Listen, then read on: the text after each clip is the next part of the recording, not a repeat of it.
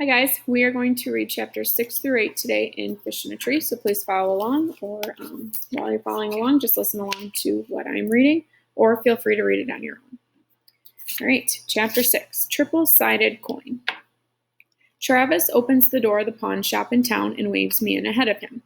The bell on the door announces our arrival as it hits the glass. The dusty smell of the place triggers a bunch of memories. Good times. Together times. When Dad and Grandpa would take Travis and me out for looking for coins. Numbers and money are something Travis and I can do well, so we took to it fast. Grandpa loved the dustiest stores because they were the ones that would have uncracked rolls of coins in the backs of their safes. When the store owners would trade the old rolls for new bills, we'd open them at home to see what was inside. Sometimes we'd find a buffalo nickel, a mercury dime, or an Indian head penny. It was like a little bit of Christmas. Being here makes me ache to go back in time. The man behind the counter doesn't say hello.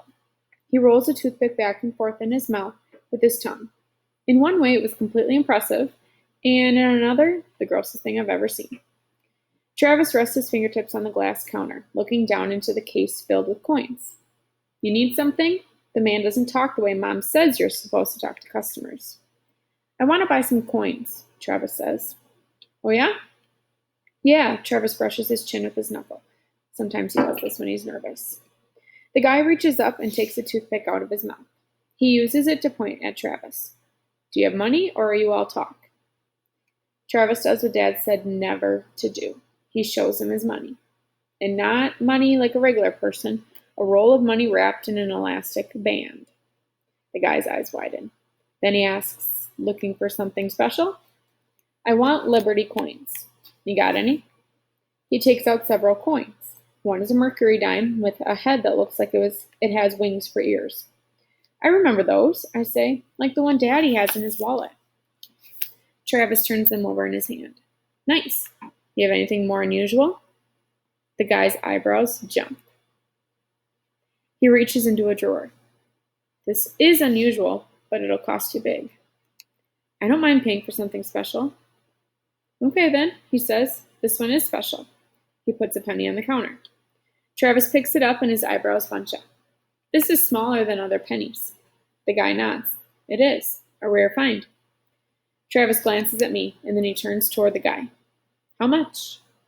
Well, the guy says, if you know anything about coins, you know that a coin with a flaw in it is far more valuable than a regular coin.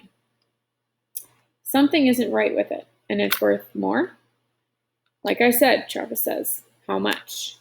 The guy tilts his head to the side. Well, normally I'd ask for 80, but I'll charge you, say, 75? Travis smiles. Even I remember how Dad used to tell us never to smile when you get a number. Never. Even if it's the best number in the world, and here he is, smiling like he won the lottery. I try to look serious enough for the both of us. Well, that's really generous of you.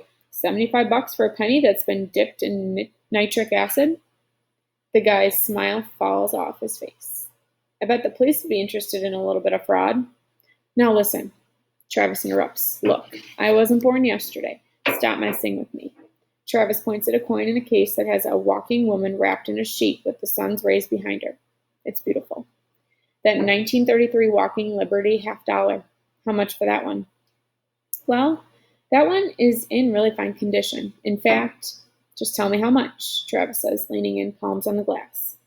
45. 36, and he throws in the mercury dime for my little sister. I look up quick. For me? Then I do the math. Yep, he's following Dad's rule of offering 20% less than what they offer.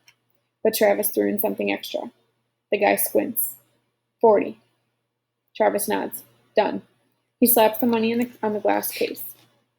Outside the store, Travis holds the dime toward me. Oh, it's beautiful. I love it so much. Thank you, Travis. You're the best. He looks a little sad, staring at the coin. You know, Grandpa was born in 1933. That's why he chose these coins. They were both minted in that year. I look down at my mercury dime and its date, wishing people it could last as long as coins. When we get into the car, Travis says, Did you see how that guy in there took me for a fool? Trying to rip me off.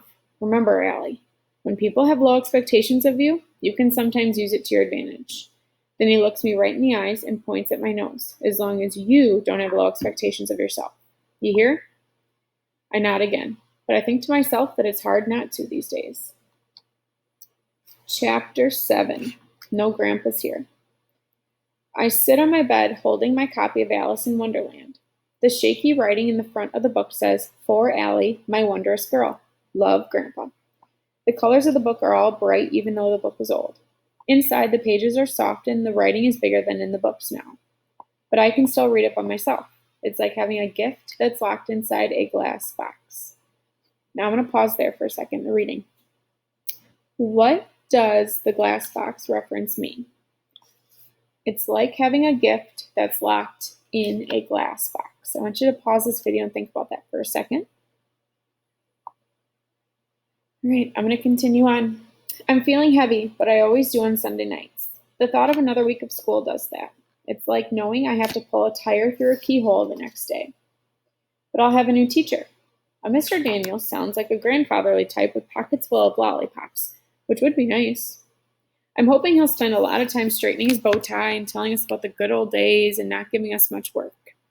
But when I show up, I find that Mr. Daniels is no grandfather. He's younger than Mrs. Hall. He wears a dark jacket and a tie with colored circles on it.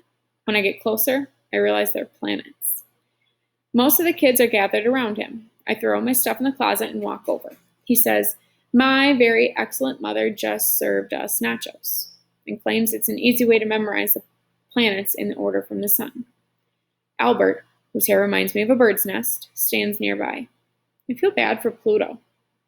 I look over and my eyes are pulled to the bruises on his arms. Pluto was a planet all those years, and then someone just decided it wasn't anymore? Too small, too far away, orbit not just right. I don't really think Pluto cares, Albert, I mumble. He sits in his chair and says, "Well, I do." I feel bad for him, and I want to ask him about the marks. He's big and clunky, but not fat, the kind of size where others would usually leave him alone. I pull out my chair and sit down. Okay, I tell myself, I'm going to do better. I'm going to work harder. That's all I need to do. I'm going to really concentrate this time, even though I know I've tried that and it doesn't work. Reading for me is like when I drop something and my fingers scramble to catch it, and just when I think I've got it, I don't. If trying to read helped, I'd be a genius. Mr. Daniels is in front of me. I hold my breath and lean back. He holds out his hand. "I'm Mr. Daniels. Nice to meet you," he says. Shay leans toward Jessica. I guess he doesn't know who he's talking to. As usual, most of her friends laugh. "Hey," Mr. Daniels says, turning to her. "That isn't cool. We don't do that in here," which wipes the smile off Shay's face. Then he turns back to me. "What's your name?" "Allie Nickerson," I answer so softly that even I can barely hear myself. "Well, are you going to shake my hand, Allie Nickerson?" he asks. "I don't bite on Mondays." Great, just what I need, a funny guy for a teacher. I take his hand, but only for a second. My mind is already spinning off, wondering what terrible things Mrs. Silver has told him, the plans they've made for me. I see myself wrapped in rope and lying on the train tracks, just like in Grandpa's old black and white silent movies. "Okay, Fantasticos, take your seats," he calls. "Time to set the world on fire." Everyone scrambles to their seats, but I'm still lying on the imaginary train tracks, all tied up and watching the engine come around the corner. Chapter 8. Real Trouble. The first day with Mr. Daniels starts out okay because we have math in the morning and Mr. Daniels does this thing he calls the bus driver. He says, "You're the bus driver." And then he tells us how many people get on and off, and we have to add and subtract the numbers in our head. No paper, no pencils, just math. When I was younger, I loved math. Everything about math. But in school, math now has letters, like what does X equal? There are also long stories with characters, and although the story is supposed to end with some number, all the words block my path to getting there.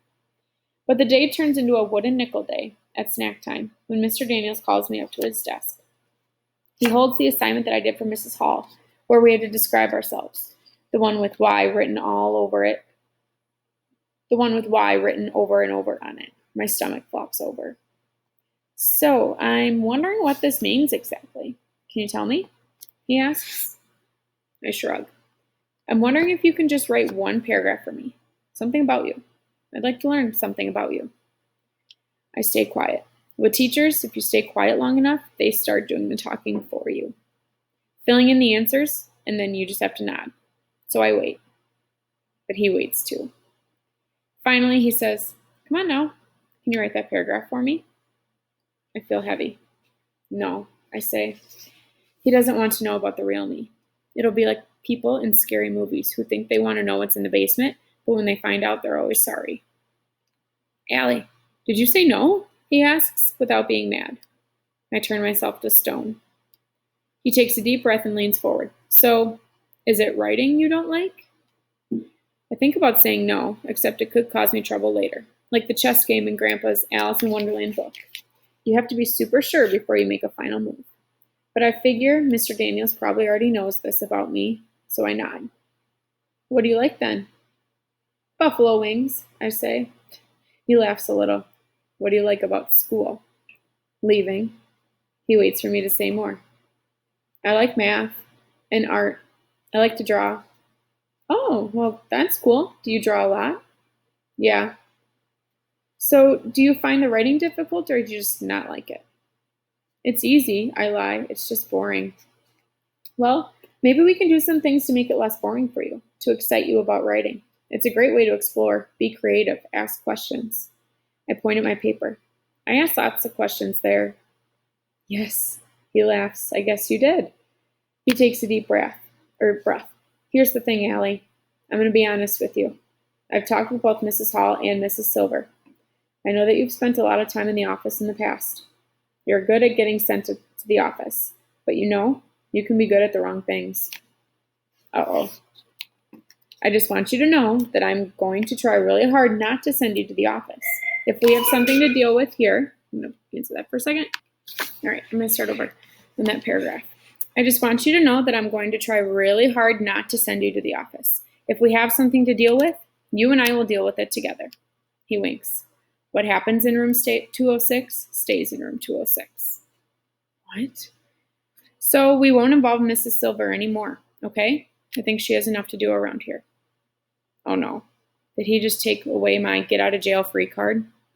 "Also," he says, moving his head to look me in the eye, "I'm on your side, okay? I want to help you."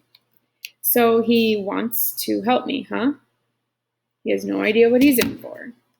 Okay, so after this, there is a Google form attached to the assignment on Google Classroom so that you can answer the questions on there.